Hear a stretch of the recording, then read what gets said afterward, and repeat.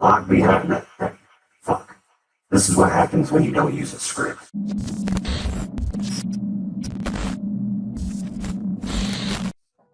Alright, let's go ahead and get started. Resident Evil Resistance is an isometric survival horror game with a unique design. One player plays as the mastermind while 4 others play as survivors. The goal of the survivors is to escape 3 different areas by doing unique objectives in each one. The goal of the mastermind is to stop survivors from leaving the facility by draining them of time using zombies, explosives, guns, and other resources at their disposal. Now that we know exactly what Resident Evil Resistance is, let's go ahead and go over the pros and cons, starting with the pros. The game is super fun and very unique. It's very different from other isometric horror games in that the mastermind actually uses cameras to place down traps and zombies and other different things in order to stop the survivors. As far as I know, there are no other horror survival games like this. Also, there are not a lot of bugs upon release, which is actually crazy to think, considering most of us expect a new game to be riddled with bugs.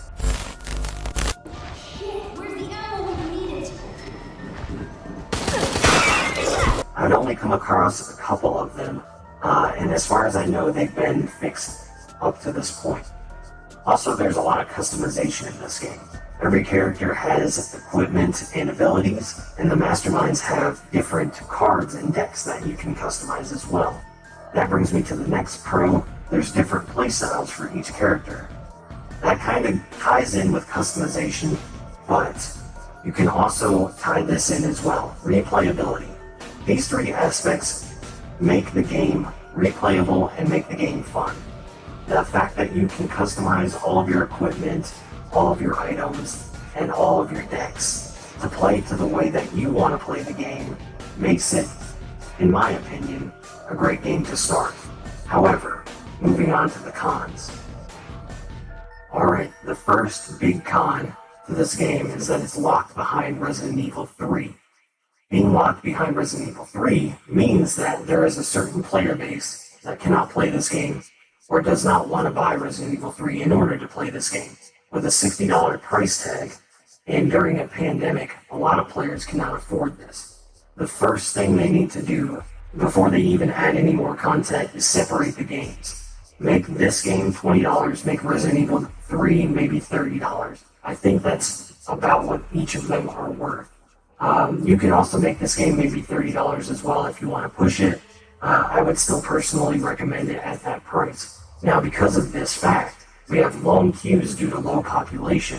Now, this has been somewhat remedied in the recent Jill Valentine patch.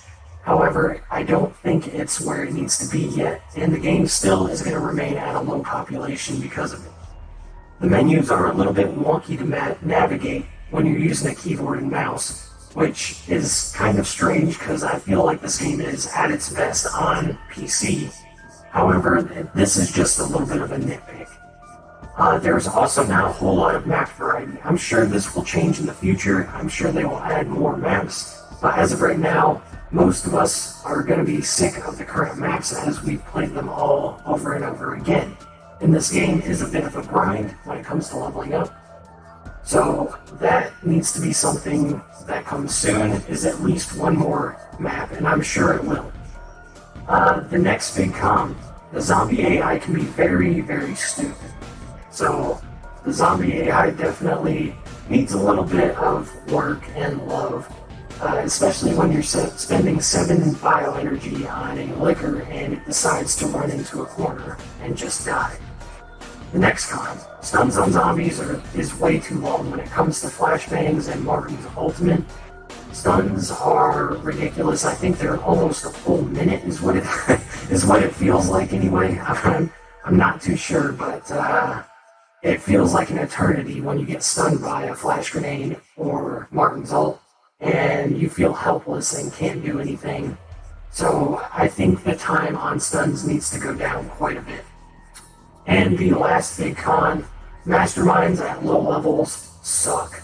Playing a mastermind and leveling them up is rough. They need to rework the levels that you unlock certain skills, or just buff some of the lower level skills, as it is very hard to win against good survivors when you're playing a low-level mastermind and you don't have the skills, abilities, and equipment that you need at that time. So I think that's something that definitely needs some work as well. But I think that is it for the pros and cons of this game. Alright guys, that's it for this portion of the review video.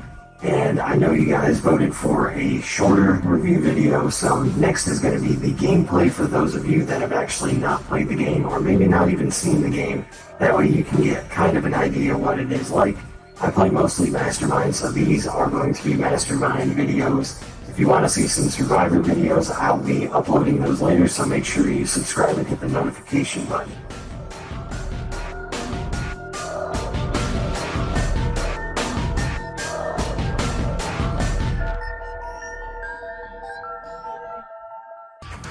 Well, I took the wrong passive with Spencer, but we'll do our best to try and make this work.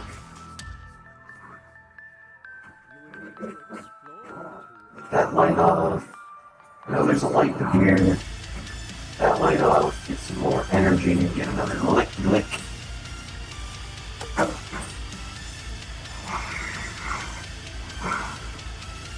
Why does this, you see? And then we're going to immobilize old Marty. No, we're not.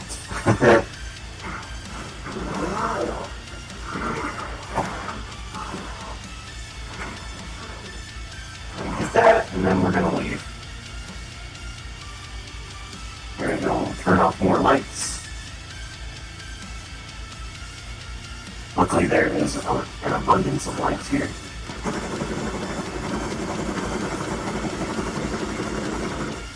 Not much I can do about that. Oh well. It is what it is. Let's lock this door.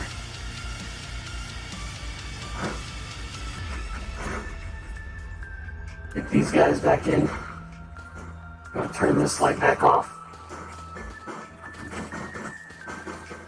Put that turret on. Turn that light back off. Lock that door again. I don't know where they're going, or where they think they're going. Oh, Martin's already down. Never mind. Martin down. Quick draw, let's go.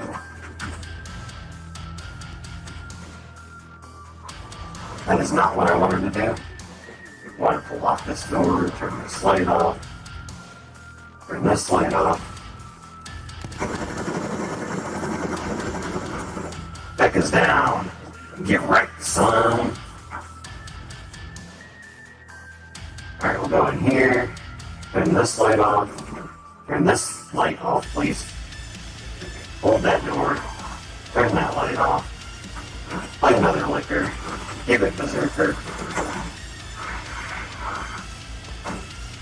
Play another tough zombie. Now we're gonna go get some more EIS. While we can. Turn that light off. Hold that door. Turret rifle.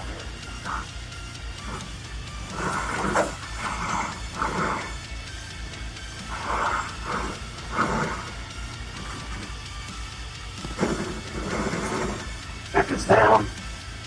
Holy shit, this build is ridiculous. Gonna get rid of that.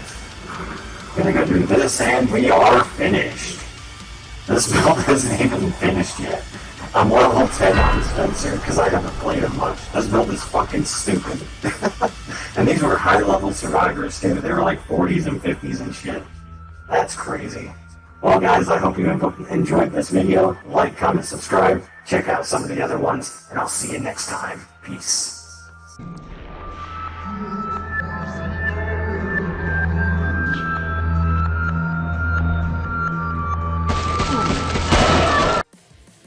Like the video, comment, subscribe. Check me out on twitch.tv/deceivergame. Here are some other videos for you to check out. I'll see you next time.